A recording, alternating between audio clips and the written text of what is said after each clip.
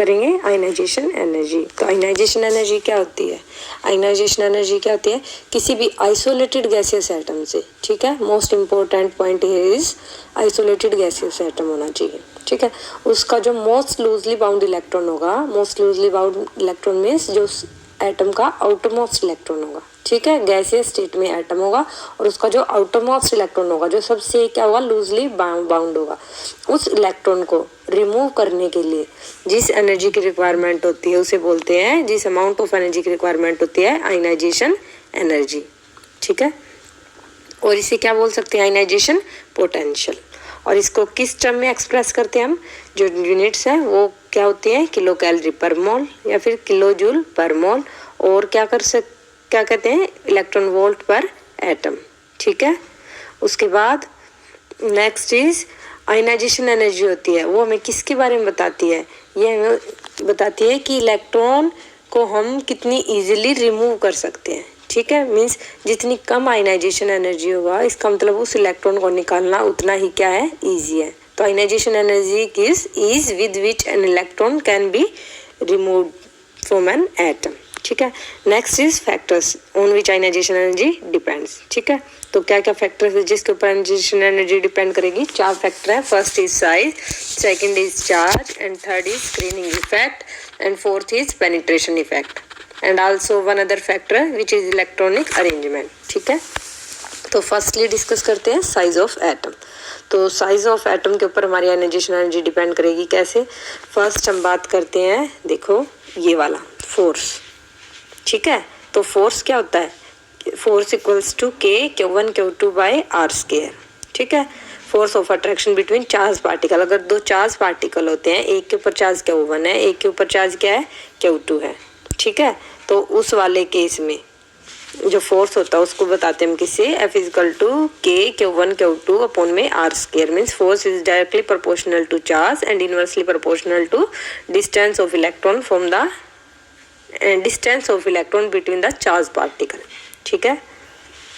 उसके बाद साइज के ऊपर कैसे डिपेंड करेगा? अब देखो, अब फोर्स क्या है, यहाँ से मैंने क्या बताया? इनवर्सली प्रोपोर्शनल है distance between charge particle, still charge, और जो आउटमोस्ट इलेक्ट्रॉन है वो क्या? नेगेटिव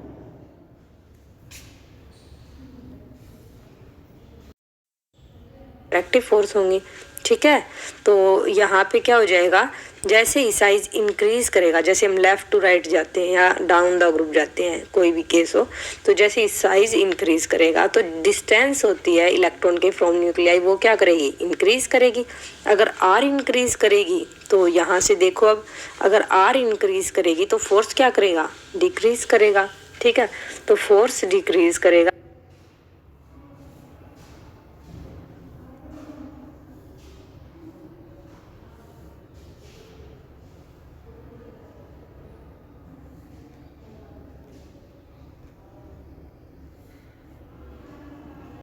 प्रोबेबिलिटी डिस्ट्रीब्यूशन कर ड्रॉ की थी, तो हमने देखा था कि 3s जो इलेक्ट्रॉन है उनकी ज़्यादा प्रोबेबिलिटी है इलेक्ट्रॉन के नियर फाइंड आउट करने की, ठीक है। ज़्यादा प्रोबेबिलिटी होती है न्यूक्लियस के नियर प्रेजेंट होने की, ठीक है। और जो अदर्स हैं उनकी प्रोबेबिलिटी क्या कर जाती है? PDF की डिक्रीज करती है, ठीक है। तो एस इलेक्ट्रॉन है न्यूक्लियस के ज़्यादा क्लोज है, इट मीन्स एस की पेनिट्रेशन पावर क्या है? ज़्यादा। एस की क्या होगी? पेनिट्रेशन पावर ज़्यादा होगी, किससे? पी से। और पी की इन कंपैरिजन किससे ज़्यादा होती है? डी से। और डी की ज़्यादा होती है एफ से। मीन्स अगर पेनिट्रेशन पावर की बात करें तो वो उसका जो ऑर्डर होता है वो क्या होता है? ये वाला देखो, SPDF। एस होता है उसकी ज़्यादा पेनिट्रेटिंग पावर होती है, उसकी कर्व देखो यहाँ ऊपर, एस की सबसे छोटी कर्व होती है, यहाँ देखना, एस की सबसे, एस में जैसे 3s है, 3s में क्या आई थी? हमारी 3 कर्व्स आई थी, 3 रीजन ऑफ हाई प्रोबेबिलिटी आए थे, और 3p में कितने आए थे? 2 रीजन आए थे। बट अगर बड़े साइज की पीक की बात करें तो यहाँ से हम क्या बोल सकते हैं कि जो 3p है वो वाला क्या होगा? देखो मैं यहाँ ड्रॉ कर देती हूँ। अगर 3s की बात करें तो 3s में क्या हो जाएगा? देखो 1, 2 एंड 3, ये किसके लिए आती थी? 3s के लिए, ठीक है।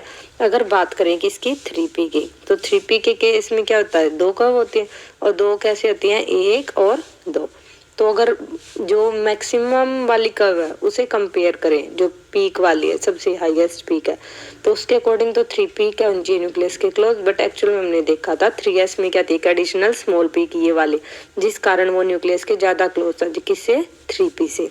ठीक है, तो इससे हम बता सकते हैं कि पेनिट्रेशन पावर एस की ज्यादा होती है पी से, पी की ज्यादा होगी डी से, और डी की ज्यादा होती है एफ से। ये ऑर्डर होता है हमारा। ठीक है, तो यहाँ से हम क्या बताएंगे, देखो, if the penetration of electron is more it will be close to nucleus and held firmly.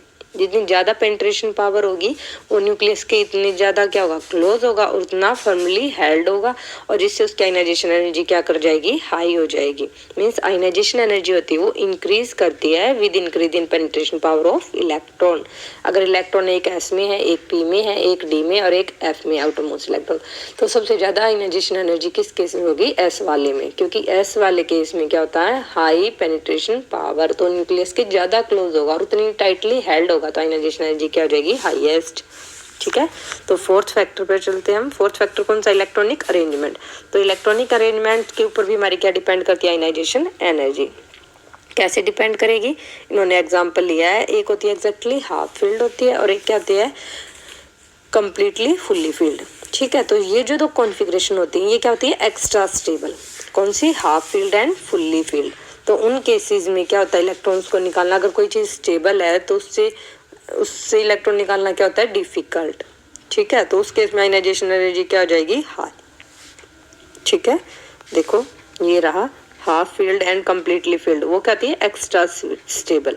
ठीक है, एक्स्ट्रा स्टेबल है तो डिफिकल्ट टू रिमूव, तो क्या हो जाएगा, difficult to remove electron from the stable configuration. तो इस केस में क्या हो जाएगी, हाईएस्ट आयनाइजेशन एनर्जी। अब जो इन्होंने नेक्स्ट जो एग्जांपल्स लिए हैं 3, वो कौन कौन से, फर्स्ट लिया इन्होंने नोबल गैस कॉन्फ़िगरेशन। तो नोबल गैस की क्या होती है कॉन्फ़िगरेशन, अभी बताया था, NH2NP6, जो क्या होती है, मोस्ट स्टेबल कॉन्फ़िगरेशन होती है पीरियोडिक टेबल की, नोबल गैस कॉन्फ़िगरेशन NH2NP6। तो इस केस में हाईएस्ट आयनाइजेशन एनर्जी होती है अमंग पीरियोडिक टेबल। जो हाईएस्ट आयनाइजेशन एनर्जी होती है वो किसके लिए होती है, सिर्फ नोबल गैसेस की, क्योंकि उसकी कॉन्फ़िगरेशन क्या होती है, मोस्ट स्टेबल, NH2NP6।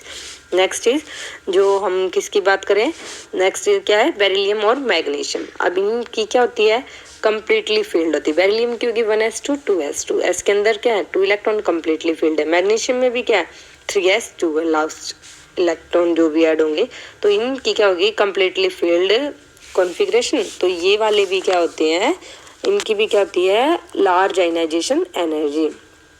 कोई भी कॉन्फ़िगरेशन अगर स्टेबल है तो इससे इलेक्ट्रॉन निकालना क्या है, डिफिकल्ट, तो आयनाइजेशन एनर्जी क्या हो जाती है, लार्ज। ठीक है, तो इस केस में भी क्या हो जाएगी, कंप्लीटली फील्ड होने के कारण भी large ionization energy. Noble gases के केस में क्या था, इसमें ये मोस्ट स्टेबल कॉन्फ़िगरेशन थी, इसलिए हाईएस्ट आई थी। नेक्स्ट चलते हैं नाइट्रोजन फॉस्फोरस। नाइट्रोजन फॉस्फोरस की क्या होती है भाई, उनकी होती है एग्जैक्टली हाफ फील्ड।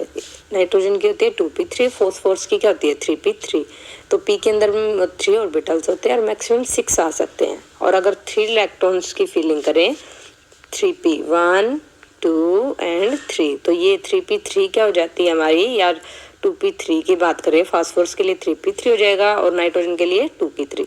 तो ये क्या होती है, एग्जैक्टली हाफ फील्ड। तो एग्जैक्टली हाफ फील्ड भी क्या होती है, ज़्यादा स्टेबल होती है।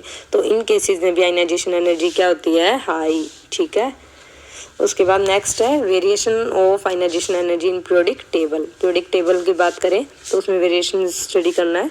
तो देखो ये हमारा है ग्राफ, इन्होंने ड्रॉ किया है। ठीक है, इसको बाद में डिस्कस करें, चलो जो मेन पॉइंट्स वो यहाँ बता देती जो इन्होंने बताया।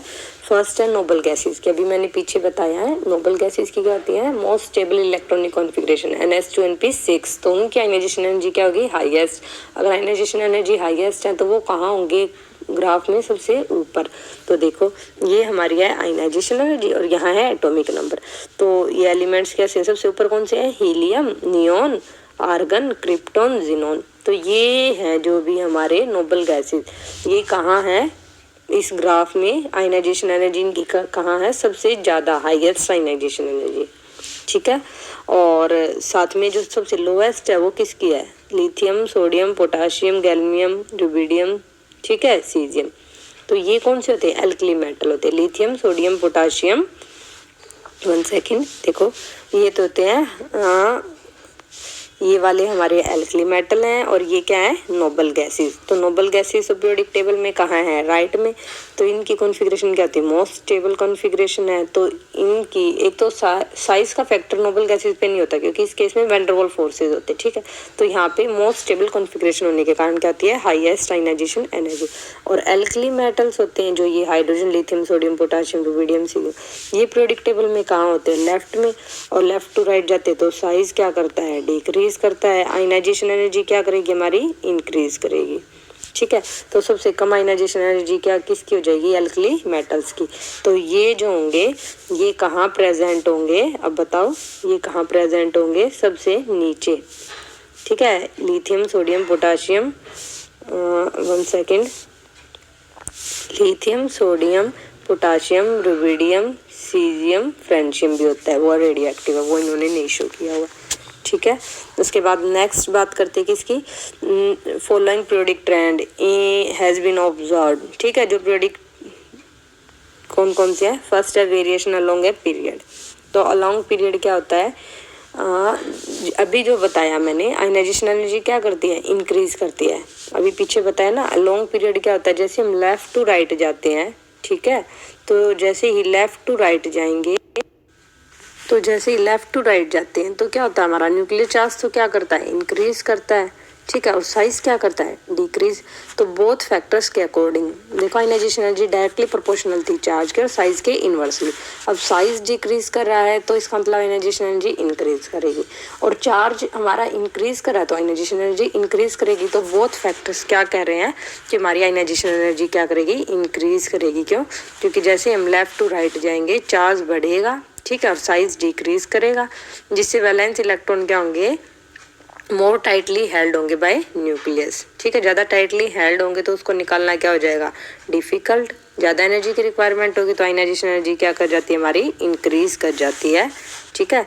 बट क्या मिला हमें, कुछ इरेगुलरिटीज मिली, सम इरेगुलरिटीज। तो वो इरेगुलरिटीज क्यों मिली, due to half filled and completely filled electronic configuration, जो कि क्या होती है, एक्स्ट्रा स्टेबल। तो एक्स्ट्रा स्टेबल है तो उनसे इलेक्ट्रॉन निकालना क्या हो जाएगा, डिफिकल्ट। तो आयनाइजेशन एनर्जी क्या हो जाती है, हाईएस्ट हो जाती है। तो इस कारण हमें कुछ इरेगुलरिटीज भी मिलती है। कैसे मिलती है वो देखो, यहाँ पे भी दिख रही है तुम्हें, लेफ्ट टू राइट, 1 सेकेंड, वो लिथियम, सोडियम, पोटाशियम, अगर ऐसे मूव करें हम left to right, lithium, beryllium, boron, carbon, nitrogen, oxygen, fluorine, neon, ठीक है। तो हमें क्या पता चला, अभी आयनाइजेशन एनर्जी क्या करेगी, इंक्रीज करेगी। तो 520, फिर 899, फिर इससे ज़्यादा होनी चाहिए थी ना, बट हमें कितनी मिली है यहाँ पे 800, ठीक है। मीन्स ये इंक्रीज करनी चाहिए थी। कार्बन है, फिर नाइट्रोजन की 1400 है, तो ऑक्सीजन की नाइट्रोजन से क्या होनी चाहिए थी, ज़्यादा होनी चाहिए थी, क्योंकि इंक्रीज करनी चाहिए लेफ्ट टू राइट। फिर ये है, फिर ये है, जो भी, ठीक है। ये अदर्स में तो इंक्रीज हो रहा है, ठीक है, बट ये दो है, कौन से, एक तो है बेरिलियम का और एक क्या है, नाइट्रोजन की। इनकी एक्सेप्शनली हाई हो जाती है, किसे, बोरॉन से एंड ऑक्सीजन से। होनी तो क्या चाहिए, बोरॉन की ज़्यादा होनी चाहिए बेरिलियम से, और ऑक्सीजन की ज़्यादा होनी चाहिए किससे, नाइट्रोजन से, ठीक है। बट होता क्या है, इनकी कम हो जाती है, और इनसे जो एक पहले है, मीन्स बेरिलियम और नाइट्रोजन, इनकी क्या हो जाती है, ज़्यादा। ऐसा क्यों होता है, क्योंकि इन केसेस में क्या होगा, बेरिलियम जो है, क्या, बेरिलियम जो है और नाइट्रोजन जो है, इसकी इलेक्ट्रॉनिक कॉन्फ़िगरेशन क्या होती है, 2s2, और इसकी क्या होती है, 2p3।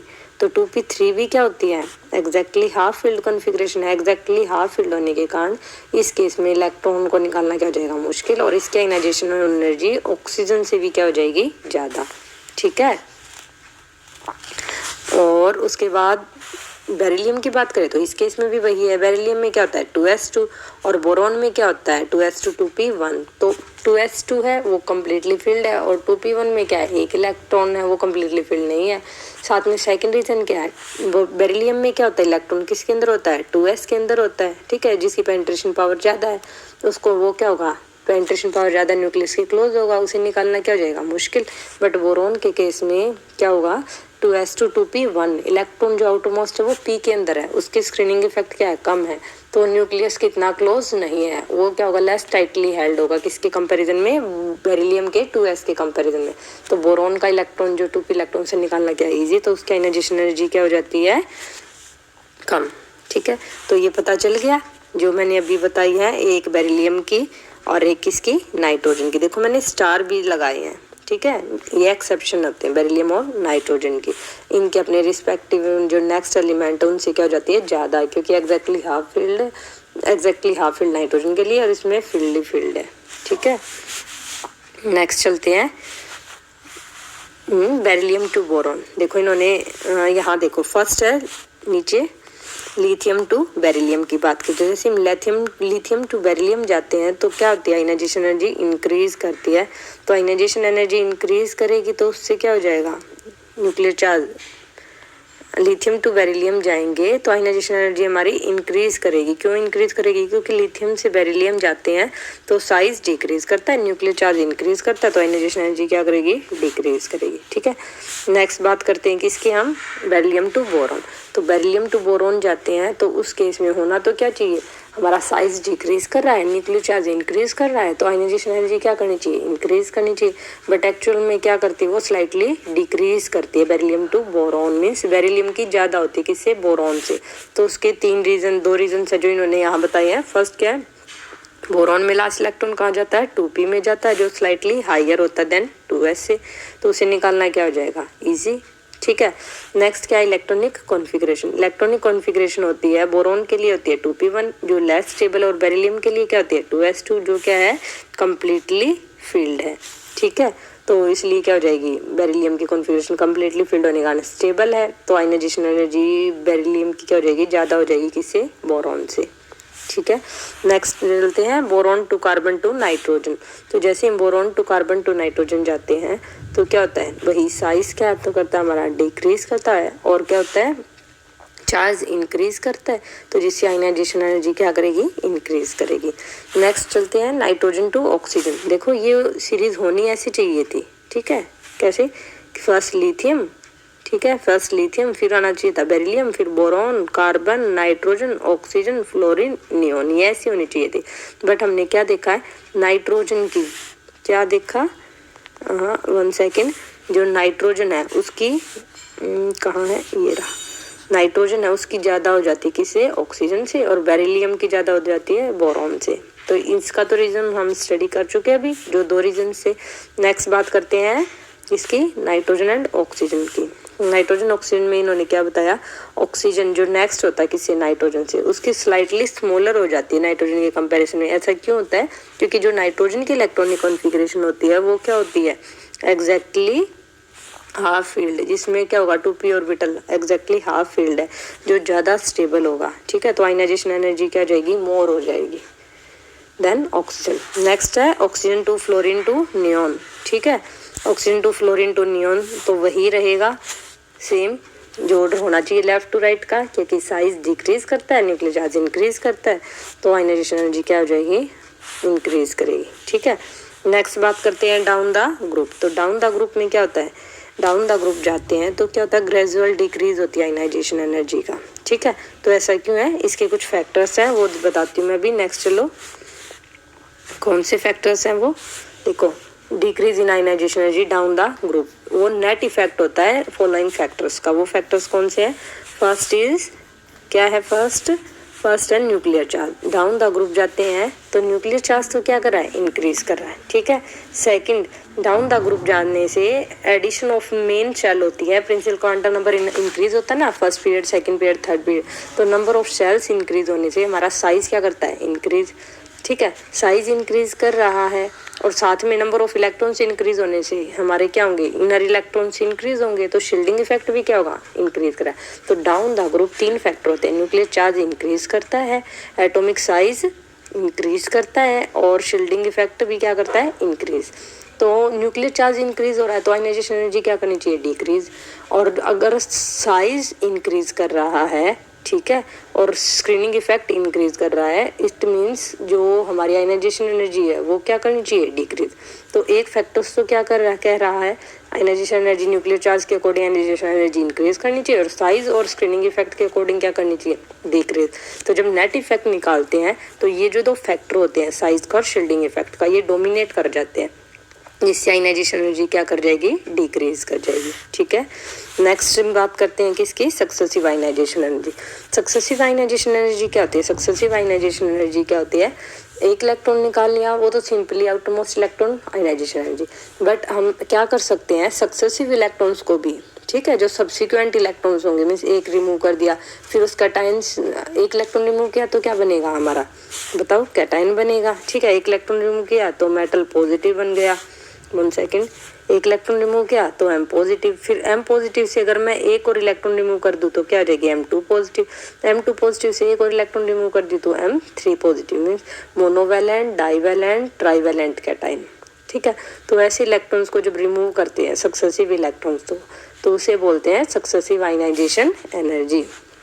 तो सक्सेसिव आयनाइजेशन एनर्जी का पता चल गया, डेफिनेशन क्या हो जाएगी, energy required to remove subsequent electron from the atom in gaseous state is known as successive ionization energy. जो टर्म होती है first, second, third ionization energy, वो किसके लिए होती है, removal of first, second, third electron respectively. First electron remove किया तो first ionization energy, second remove किया तो सेकंड आयनाइजेशन एनर्जी, इसका अगर थर्ड इलेक्ट्रॉन भी रिमूव करेंगे तो थर्ड आयनाइजेशन एनर्जी।